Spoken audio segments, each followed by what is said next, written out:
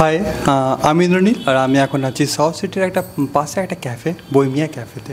আর আমার পাশে যিনি বসেন ইন্ডিয়ান অ্যাক্টর অ্যাকচুয়ালি উনি। স্যার আপনার সাথে তো ফার্স্ট টাইম আমি কথা বলছি, বাট এর আগে আমি অনেক মুভি দেখেছি। স্পেশালি যদি বলি হেড স্টোরি, ফ্যান্স ওই মুভিটা এখনও মনে বলে ওর পার্ট 4 কবে আসবে। ফার্স্ট অফ অল স্যার আপনি কেমন আছেন? ভালোই আছি, অবশ্যই তোমার সঙ্গে অবশ্যই গল্প করছে, ভালোই আছি। স্যার এই যে আমি ফার্স্ট আমি ইন্ডাস্ট্রির উপরে কথা বলবো। বাঙালি ইন্ডাস্ট্রি আর বলিউড ইন্ডাস্ট্রি দুটো তফাৎটা একটু বললে। একটা তো স্কেলের তফাৎ। Bangla industry regional industry, Bangla ছবি বেশিরভাগ বেঙ্গলি দেখে থাকে, কিংবা বেঙ্গলের বাইরে যে বাঙালিরা আছেন তারা দেখে থাকে। Hindi film industry national industry, দেশের বহু রাজ্যে সে ছবিগুলো যায় এবং বাইরের দেশেও প্রচুর জায়গায় ছবিগুলো গিয়ে থাকে। ভারতীয়রা যেখানেই রয়েছে বিশ্বে তারা দেখেই, অভারতীয়রাও মাঝে মাঝে দেখে থাকে। তাই এতটা রিচ যখন হয় তাই জন্য ততটা রেভিনিউ মডেল, সেই রেভিনিউ মডেলে ছবির স্কেলও অন্যরকম, ছবির জাতও অন্যরকম। এটাকে বানানো এমনভাবে হয় যাতে সবার ভালো লাগবে, শুধু একটা কালচারের স্পেসিফিক নয় ওটা। তো এইটাই বেসিক ডিফারেন্স। যখনই বাজেট বেশি হবে, স্কেল বেশি হবে, কালচারটা অনেক বেশি ওয়াইড হবে, তখন তো ছবির পেছনের কাজও একটুখানি অন্যরকম হবে। বাট স্যার যদি আমি লাস্ট 5 ইয়ারের কথা বলি, বাংলাদেশে অনেক আপগ্রেড করেছে কাজে। তো এখন রিসেন্টলি তোমার একটা ওয়েব সিরিজ লঞ্চ হলো, তো ওটা নিয়ে একটু বলো। বলে এটা ক্লিকে ওয়েব সিরিজটা ড্রপ হয়েছে, ওটার নাম প্রফেসর সেনগুপ্ত। বেসিক্যালি একটা খুবই ডার্ক সাইকোলজিক্যাল থ্রিলার সিরিজটা। তার মধ্যে এটা ক্যারেক্টার ড্রিভেন থ্রিলার, মানে এটা প্লট শুধু নয়, একটা চরিত্রকে ধরে থ্রিলারটা চলছে। সেই চরিত্রটার নেচার, তার বিহেভিয়ার, তার মাথার কমপ্লিকেশনস, সেইটাকে নিয়ে এই থ্রিলারটা, ওর অবসেশনকে নিয়ে থ্রিলারটা। এর মধ্যে প্রেম আছে, ভালোবাসা আছে, বিট্রেল আছে, প্রচুর ডার্ক মেটেরিয়াল আছে। যাদের এরকম ডার্ক থ্রিলার ভালো লাগে তাদের এটা খুব এন্টারটেইনিং লাগবে। যাদের ডার্ক জিনিস অত পছন্দ নয় তাদের কাছে এটা শকিং, বাট আমার মনে হয় দেখা তো উচিত একবার। এটা একটা কোশ্চেন করবো, আমরা ইন্ডাস্ট্রি নিয়ে একটা খুব ভালো না, আজকাল কি বাংলা সিনেমা দেখছে, তো এখন সবাই সাউথ ইন্ডাস্ট্রিকে খুব রেসপেক্ট করছে বলিউডকে ছেড়ে। তো এটা দেখে তোমার কি মনে হয়? আমার কিছুই মনে হয়, আমার কাছে সব সিনেমা একই রকম। আমার কাছে সাউথের সিনেমা, বাংলা সিনেমা, ইংরেজি সিনেমা, হিন্দি সিনেমা, আমার কাছে সিনেমা আমার আমাকে কোনো না কোনোভাবে এন্টারটেইন করবে। কিছু সিনেমা আমাকে ভাবাবে, কিছু সিনেমা আমার জীবনের এক্সপিরিয়েন্সের সঙ্গে যুক্ত হয়ে যাবে। তো সিনেমা তো এইভাবেই দেখতে হয়। সে ভাষাটা আমার কাছে অতটা ইম্পর্টেন্ট নয়, ইমোশনটা বেশি ইম্পর্টেন্ট। ওটা জয়দা, তোমার কবে আমরা একটা নতুন বাংলা ইন্ডাস্ট্রিতে তোমাকে দেখছি, হিন্দিতেও দেখি, তো সাউথে কবে দেখবো? সাউথে কেন আমাকে দেখতে চাও তুমি? আমি হিন্দি, বাংলা, ইংরেজিতে কাজ করি, তো এই 3টে ভাষা আমি ঠিকঠাক বলতে পারি, বুঝতে পারি। তো এই 3টেতেই আমাকে দেখবে। আর সাউথে যদি কোনো এ ধরনের ছবি হয় যেখানে আমার মতো অ্যাক্টারকে দরকার, তাহলে দেখবে। কিন্তু সাউথে তো প্রচুর অ্যাক্টার রয়েছে, এবং সাউথ থেকে যখন সাউথের বাইরে যখন তারা কোনো অ্যাক্টার খোঁজে, তখন তারা মোটামুটি বড় ধরনের স্টারদের খোঁজে, যারা স্টারদের নিয়ে থাকে, কিংবা কিছু টিপিক্যাল স্টাইলের অ্যাক্টারদের খোঁজে। আমার মনে হয় না তারা আমাকে সেভাবে খুঁজবে, কেন আমার যে অ্যাক্টিংয়ের স্টাইল, আমি যে ধরনের ছবিতে কাজ করি, সেটাই একটু অন্যরকম কাজ।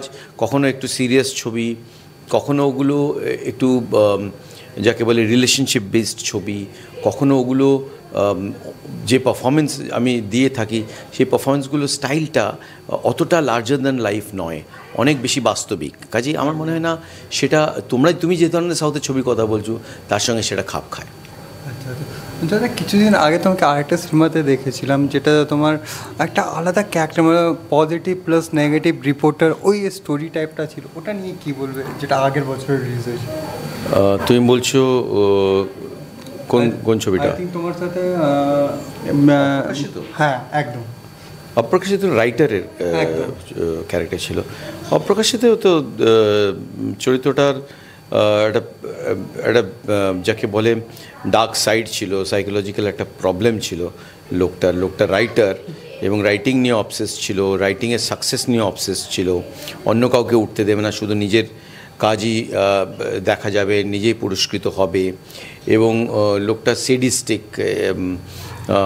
ও নিজের আশেপাশে মানুষকে ইউজ করে, ম্যানিপুলেট করে এবং কোথাও না কোথাও তাদের ক্ষতি করে, এই ধরনের একটা চরিত্র ছিল একটা, তাই না? তো অনেকজন ওই আরিয়ানের সাথে তোমার বন্ডিংটা অনেকজন বলেছিল খুব ভালো লেগেছে, ওটা নিয়ে কি বলবে? কোনটা সাথে? আরিয়ান, যেটা তোমার পরে জানলে কি ওটা তোমার ছেলে ছিল। ওটা তো টুইস্ট, গল্পের টুইস্ট যেটা, হ্যাঁ লাস্টে গিয়ে ওর লোকটার জেনুইন ইমোশনটা ধরা পড়ে। তার আগে লোকটাকে মনে হয় যেন খুবই স্বার্থপর লোক এবং খুবই নিজেকে নিয়ে ব্যস্ত থাকে, নিজের বাইরে কিছু বুঝতে পারে না, কিন্তু যখন ছেলের ব্যাপারে জানতে পারে তখন ওর আসল ইমোশনটা দেখা যায়।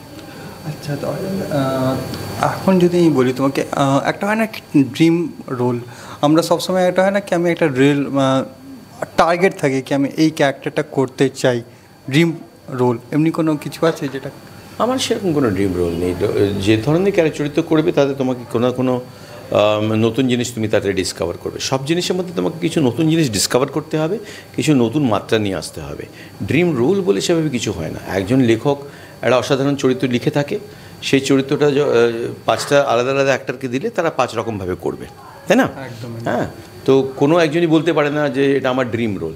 প্রত্যেকের যে ওটা ড্রিম রোল হতে পারে, কিন্তু প্রত্যেকের করার স্টাইল, করার মানে দেখার দৃষ্টিভঙ্গি আলাদা হয়। তো আমার কাছে প্রত্যেকটা চরিত্র যাই আমার কাছে আসে সেই মুহূর্তে সেটাই আমার ড্রিম রোল।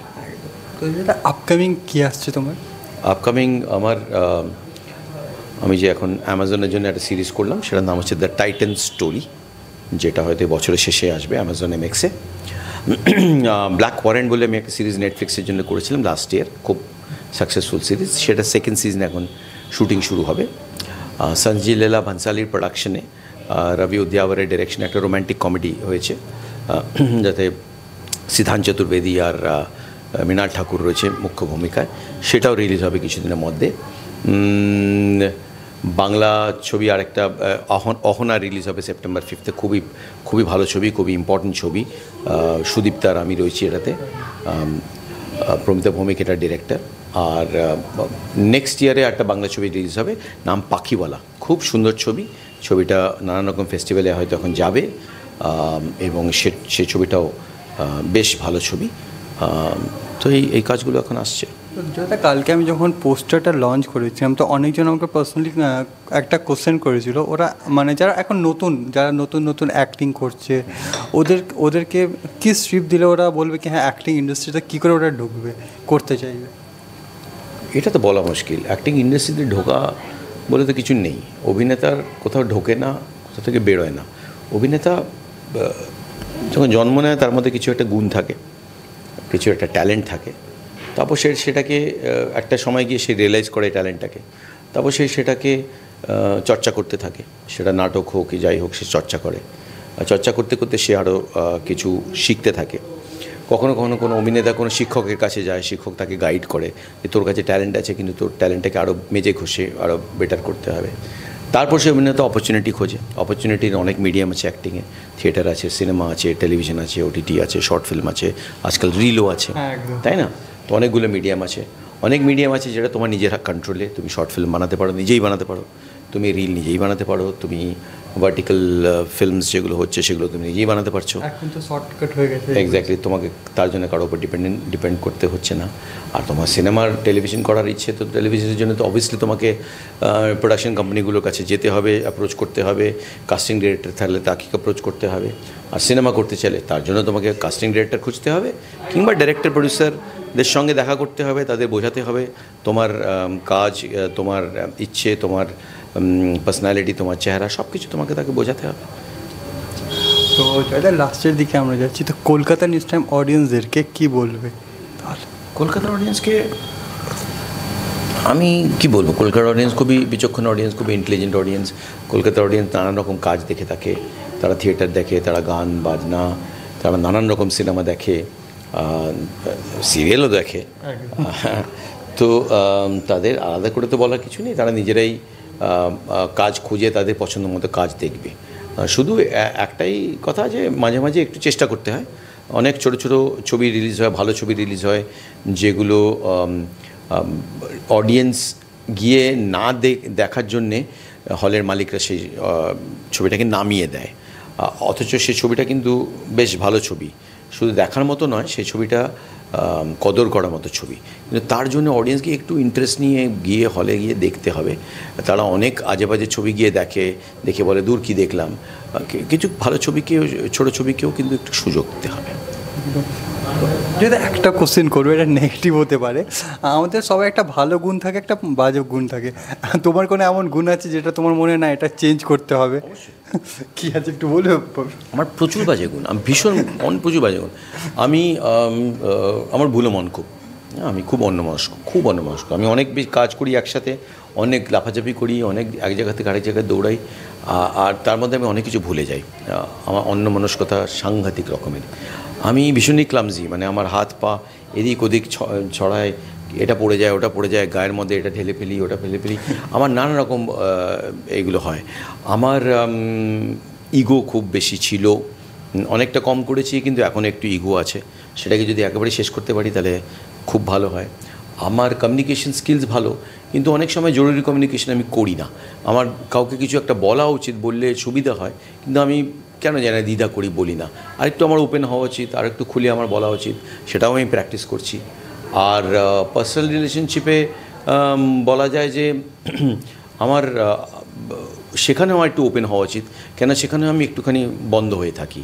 মানে কেউ কিছু একটা, আমার চেনা জানা পরিচিত কেউ আমাকে কিছু বললো, আমি সেটাকে হয়তো ভুল বুঝলাম এবং নিজের মনের মধ্যে নিয়ে নিলাম। আমার মনে হয় না আমাদের খুব বেশি মনের মধ্যে নেওয়া উচিত। জীবনটা অত্যন্ত ছোট্ট, সেটা তার সঙ্গে সেটা ক্লিয়ার করে ফেলা উচিত তখনই, এবং ভালোভাবে সুখে শান্তিতে বাস করা উচিত।